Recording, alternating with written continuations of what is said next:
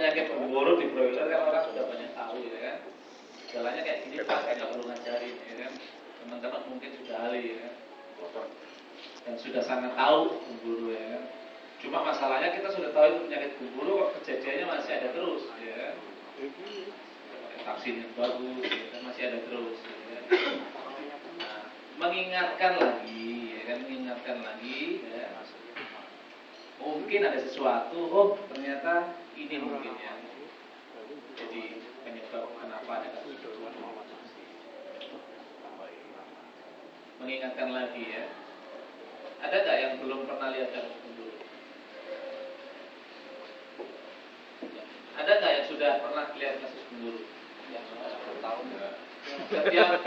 Yang 10 tahun. Kemungkinan besar pasti ada ya, penyebabnya apa penyakit pemburu itu? Virus apa? Virus pemburu. Apa virus apa? Virus apa? Ya kencang. Virus apa namanya?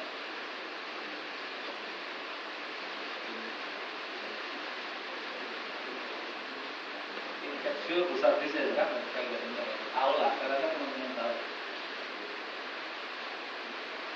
Busa, jadi orang selalu mengkategorikan virus ini hubungannya selalu sama busa. Nah, ini adalah penyebaran virus pemburu di dunia. Ternyata di dunia itu kalau kita lakukan pemetaan penyebab virus dari jenis virusnya ya, itu ada 3 virus pemburu ya. Itu pertama ada, kelihatan nggak di belakang? Yang merah VVIBD atau yang disebut sebagai very virulent, jadi sangat ganas. Atau yang kuning varian itu jenisnya berbeda. Jadi kenapa disebut varian? Karena virusnya ini berbeda jenisnya, variannya berbeda. Itu ada di banyak negara juga, gitu. Tetapi yang paling mendominasi adalah yang VVIBD.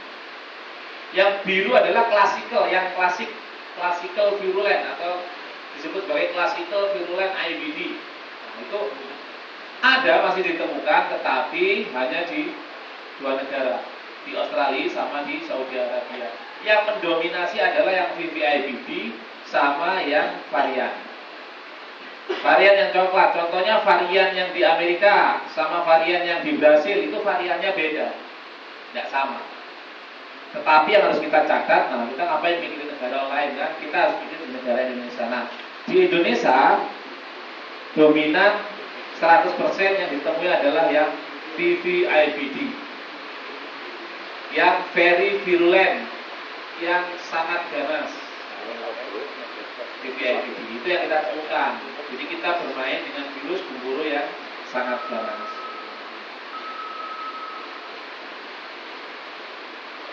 Gejalanya bagaimana?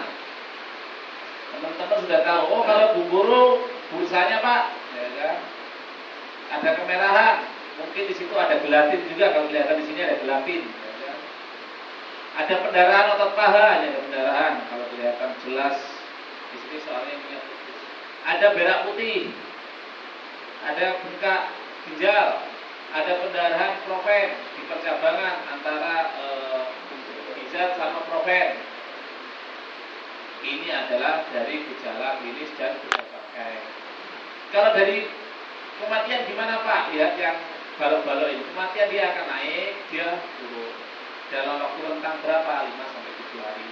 Naik Pak, turun. Feed intake dia akan ketahan. Pada saat ada masa infeksi, jadi masa inkubasi pemburu itu adalah sekitar 2-3 hari. Ini kematian mulai 23, ya kan? Di sekitar umur 19, titiknya sudah mulai ketahan di masa infeksi itu. Saya bilang tadi, belum ada gejala, belum ada kematian, titik sudah ketahan. Gitu. Itu adalah gejala pemburu. Yang menyebabkan berak putih, apakah hanya pemburu saja? Kan enggak.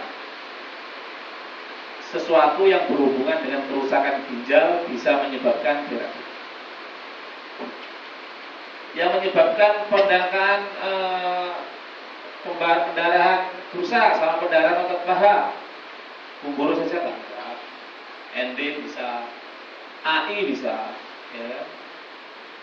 Yang pendarahan di proven, di percabangan. Nah, ini yang khas biasanya gumboro seperti kalau ND semua di semua bagian dari proven kurus. Nah, itu gejala-gejala yang bisa dibedakan di lapangan. Itu gejala di.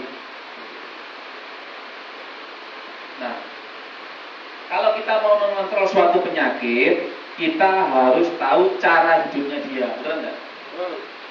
Itu yang harus kita pahami. Kita pengen menanggulangi toksi, ya kita harus tahu cara hidupnya dia bagaimana. Gitu.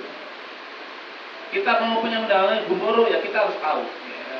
Nah, kita mau menanggulangi penyakit ND, bagaimana kita dia cara hidupnya dia. Nah, ini sekarang kita ngomong masalah gumboro ya. Nah, gumboro itu ada 3 hal yang harus kita ingat di otak kita.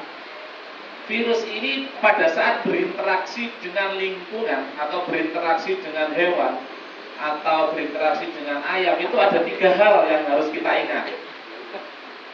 3 hal, nggak banyak-banyak. Orang itu cenderung kalau mengingat lebih dari 3 itu nggak bisa. Fokus 3. Pertama adalah targetnya adalah di bursa Fabricius. Nah, dia targetnya di bursa. Jadi pada saat virus gumboro itu masuknya lewat mana? Perjalanan penyakit gumboro, virusnya ini masuk lewat mana? Mungkin pernah dapat informasi. Virus gumboro ini perjalanannya dia masuk lewat pencernaan. Dia masuk lewat ayam nelen virus gumboro. Ayam nelen vektor atau pembawa-pembawa penyakit gumboro. Dia akan masuk di mana? Tembolok. Dia masuk tembolok, dia masuk ke lambung, proven. Dia akan masuk ke sana. Setelah dia masuk ke proven, dia masuk ke usus. Di usus dia akan serap masuk ke pembuluh darah.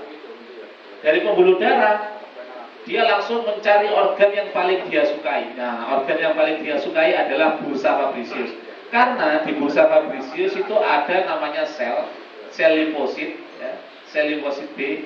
Di sini jumlahnya sangat banyak.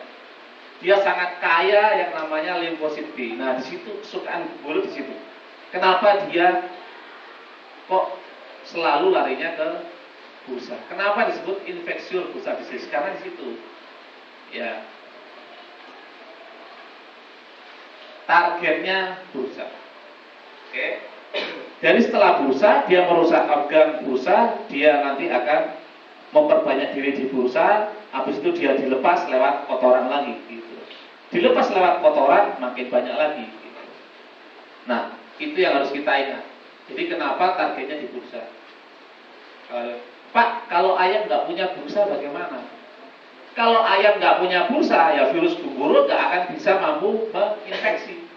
Pada saat ayam nelen masuk ke usus, masuk ke pembuluh darah, nggak ada bursa, bursanya udah nggak ada tempat kesukaan dia, ya dia nggak menyebabkan sakit.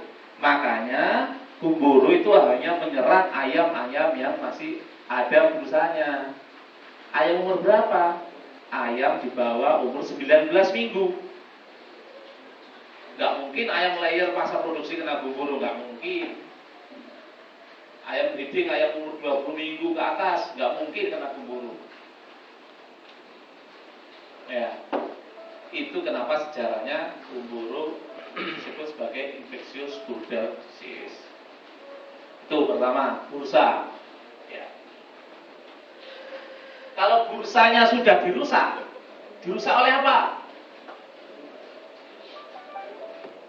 Dirusak oleh virus gumboro lapangan. Jadi virus gumboro lapangan masuk duluan, merusak bursa. Perlu direfak nggak? Nggak perlu. Divaksinasi ulang nggak perlu. Nggak perlu. Kenapa nggak perlu? Karena vaksinasi ulang yang mau kita berikan setelah ayam kena gumboro,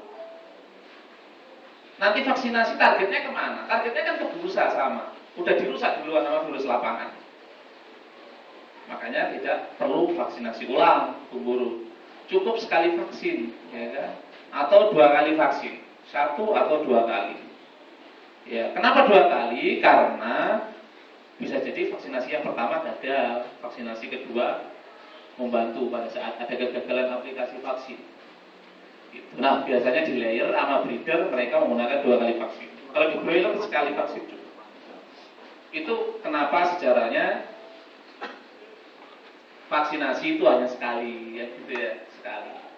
Kenapa kalau kena pemburu nggak perlu vaksinasi ulang? Ya karena bursanya sudah dirusak oleh virus lapangan, ngapain vaksinasi ulang? Nggak ada gunanya. Bursanya sel limfosit B-nya sudah dirusak. Nah itu sejarahnya, gitu ya. Kalau ada yang mau bertanya.